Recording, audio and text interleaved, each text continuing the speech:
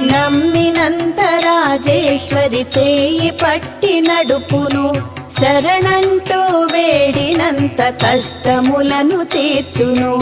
ఆరోగ్యము ఐశ్వర్యము ఈశ్వరి కరుణించును, దుఃఖము దూరము చేసి శాంతిని కలిగించును. రాజేశ్వరి దేవిని భక్తితో స్మరించుము, రాహుకాల పూజ చేసి శుభ ఫలములు పొందుము.